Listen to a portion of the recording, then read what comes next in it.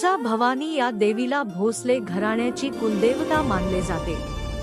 छत्रपती शिवाजी महाराज यांची तिच्यावर अपार श्रद्धा होती। स्वराज्य स्थापनेच्या प्रत्येक महत्त्वाच्या कार्यापूर्वी ते तुळजाभवानीचे दर्शन घेत असत। इ.स. 1659 मध्ये अफजल खान हा बलाढ्य सरदार शिवाजी महाराजांचा पराभव करण्यासाठी मोठ्या सैन्यासह निघाला।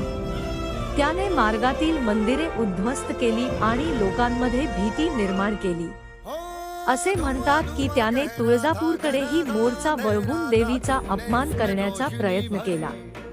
ही बातमी ऐकून शिवाजी महाराजांच्या मनात संताप आणि वेदना निर्माण झाल्या, पण त्यांनी धीर सोडला नाही।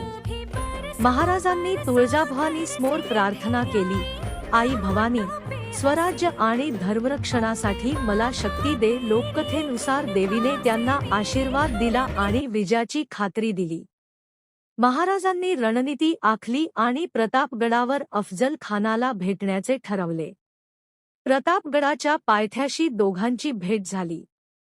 अफजल खानाने कपटाने महाराजांना मिठी मारून मारण्याचा प्रयत्न केला, पण महाराज सज्ज होते।